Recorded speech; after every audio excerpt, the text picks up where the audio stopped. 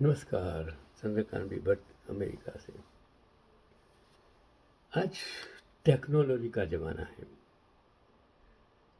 जिसके पास स्किल है उसको धर्म की आड़ में छुप जाने की ज़रूरत नहीं है। उसको अपनी सोच बदलने की ज़रूरत है। पैसा कमाना एकमात्र उद्देश्य नहीं है। सत्ता एकमात्र उद्देश्य नहीं है। इंसान चाहे तो सब कुछ कर सकता है। दो वक्त की रोटी कमाना बहुत आसान है। इस देश में, अमेरिका में, न तो कोई भूखा है।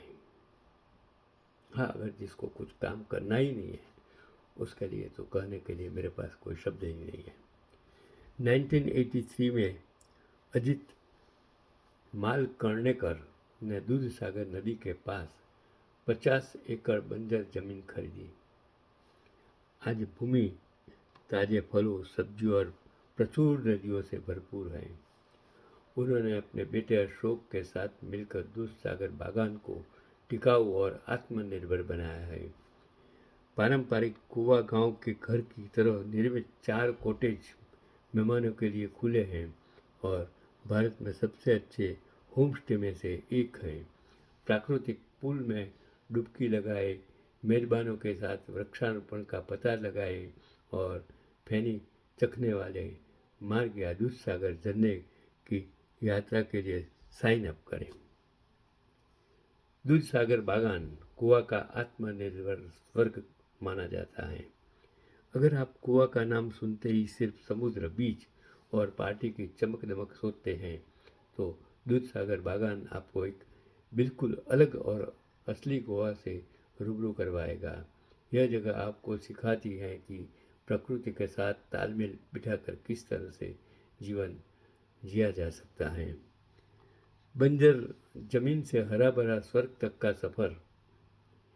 1983 में अजीत मालकर्णेकर ने दूधसागर नदी के किनारे 50 एकड़ की बंजर जमीन खरीदी।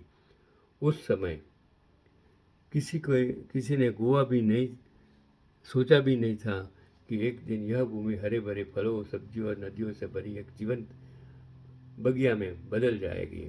अपने बेटे अशोक के साथ मिलकर उन्होंने इस जगह को टिकाऊ और आत्मनिर्भर बनाया। वहाँ खेती, पानी और ऊर्जा सब कुछ स्थानीय और प्राकृतिक तरीकों से संचालित होता है। गांव जैसा घर, कॉटेज अनुभव। यहाँ बने 4 कॉटेज एक पारंपरिक गोवा गांव घर जैसे दिखते हैं। मिट्टी, लकड़ी और स्थानीय सामग्रियों से बनाए गए ये कॉटेज मेहमानों को प्रकृति के बीच एक सुकून भरा अनुभव देते हैं। यह होमस्टे किसी होटल जैसा नहीं बल्कि आपको गोवा की असली आत्मा और मेहमानबारी से मिलवाता है। प्राकृतिक संग जुड़ने का एक अनुभव है कि आप उस दूधसागर बागान में ठहर कर एक प्रकृति पूल में सैर कर सकते हैं। मेजबानों के साथ वृक्षारोपण और खेतों की सैर कर सकते हैं। यहाँ खास तौर पर फैनी चखने का अनुभव, गॉन कैस्ट्यू लिकर टेस्टिंग दिया जाता है जो स्थानीय संस्कृति का अहम हिस्सा है। इसके अलावा पास ही स्थित मशहूर दूधसागर झरने की यात्रा भी आपके प्रवास को और यादगार बना देती है। ये सतत पर्यटन का मॉडल है। दूधसागर बागान यह दिखाता है कि पर्यटन सिर्फ आनंद के लिए नहीं बल्कि प्रकृति और समाज को लौटाने का माध्यम भी हो सकता है। यहाँ सब कुछ पर्यावरण के अनुकूल है। जैविक खेती, जल संरक्षण, स्थानीय लोगों को रोजगार और पर्यावरण संतुलन की सोच। तो आपको क्यों जो दूधसागर बागान जाना चाहिए? अगर आप भाग दौड़ और भीड़ भाड़ से दूर रहकर सस्टेनेबल ट्रैवल, नेचर और कल्चर का आनंद लेना चाहते हैं तो दूधसागर बागान आपके लिए एकदम सही जगह है। यह सिर्फ एक यात्रा नहीं होगी बल्कि आपके लिए एक अनुभव होगा। प्रकृति से जुड़ने और जीवन की असली खुशियों को समझने का ये स्थल है। और मैंने जो आर्टिकल्स पढ़ा उसमें उसका जो एड्रेस बताया गया था, दूध सागर बागान, दूध सागर नदी के पास, गोवा, भारत। आप भी अगर प्रकृति को देखना चाहते हैं, प्रकृति के साथ जीना चाहते हैं, जिंदगी का अमूल समय शांति से कुछ पसार करने के लिए थोड़े दिन जाना चाहते हो, तो आपको ऐसी जगह पर जाना चाहिए जहाँ प्रकृति है। और वो प्रकृति एक मंदिर से ऊपर है, भगवान से ऊपर है, जहाँ आपको ईश्वर का दर्शन होगा, शांति का अनुभव होगा, आपकी सोच बदलेगी, आपका विचारों में जो अंधश्रद्धा भरी है वो निकल जाएगी, क्योंकि प्रकृति ही भगवान है। मैं हर वक्त हर इंसानों को, सबको कहता हूँ कि जो आपको जन्म मिला है, या तो पुरुष या तो स्त्री के स्वरूप में, वो एक आपके लिए वरदान है। पुरुष हो तो पुरुष की तरह जियो, स्त्री हो तो स्त्री की तरह जियो। जो भी मिला है वो फिर मिलने वाला नहीं है, किसकी वजह से मिला है, वो आपका माँ बाप की वजह से आपको मिला है। इसके लिए सबसे पहला भगवान तो आपके लिए आपका माँ बाप, उनके अलावा दूसरा कोई हो ही नहीं सकता है। जो माँ बाप आपको जन्म देता है, इस पृथ्वी पर आपको अवतरण कराता है, वो पहला ईश्वर है आपके लिए। और इनकी खुशियाँ में आपको ज़रूर ईश्वर दिखाई देगा।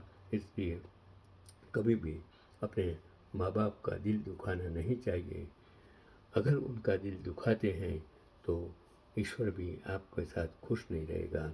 इसके लिए सबसे पहले जो जीवन में आपको पूजा करनी है, उस चीज़ को आप भगवान समझना है, वो है आपके माँ बाप। और बाद में आप यही समझे, जब आप समझते हैं तब भूल जाइए कि आप हिंदू हो, मुसलमान हो, सिख हो, ईसाई। लेकिन आपके दिमाग में ऐसा घुसा है कि हम ब्राह्मण हैं, मैं मुसलमान हूँ, मैं हिंदू हूँ, मैं बनिया हूँ, मैं सिख हूँ, ये भूल जाइए। आप ऐसा सोचिए कि आपने जो जन्म लिया है वो इंसान के स्वरूप में लिया है, नहीं के जानवर के स्वरूप। बाकी जानवर और आप में कोई कभी भी फर्क नहीं हो सकता है। इसलिए आप इस तरह जियो कि आप इंसान हैं। और जब आप इंसान की तरह जिएंगे, मानव की तरह जिएंगे, तो आपका सबसे बड़ा धर्म होगा इंसानियत, आपका सबसे बड़ा धर्म होगा मानवता। इंसानियत और मानवता क्या है कि सिर्फ जो लोगों को परेशानियां हैं, मुश्किलें हैं, तकलीफ़ें हैं, या तो तन से, या तो मन से, या तो धन से, उसको अगर आप दिल से मदद करेंगे तो पैसा रखने की ईश्वर के पास जरूर नहीं होगी। मंदिर, मस्जिद, गुरुद्वारा में जाने, हाँ, गुरुद्वारा में थोड़ा फ़र्क है, वहाँ लंगर है जो लोगों को खिलाता है। जहाँ मूर्ति नहीं है, अगर उसकी पूजा करेंगे, शंकराचार्य ने यही कहा कि कभी व्यक्ति पूजा जीवन में हो ही नहीं सकती है, लेकिन आजकल लोग व्यक्ति पूजा करने लग गए हैं। उसका मैं सिर्फ आपको सूचन कर सकता हूँ कि व्यक्ति पूजा मत कीजिए। हाँ, व्यक्ति में ही इंसान है, और इंसान में ही इंसानियत सबसे बड़ा धर्म है। वो अगर जब आप समझेंगे तो दुनिया में आपको सुख खोजने की ज़रूरत नहीं हो। सुख अपने आप के पास आएगा, चल के आएगा, दौड़ के आएगा। धन आपके पास दौड़ के आएगा, सत्ता आपके पास दौड़ के आएगी, क्योंकि सत्ता और धन सेवा के लिए है, अहंकार करने के लिए नहीं है, किसी को मदद करने के लिए है। इकट्ठा करके मात्र आप अपने आप को मैं मैं मैं हूँ वो बताने की ज़रूरत नहीं है। यही आज का पैगाम।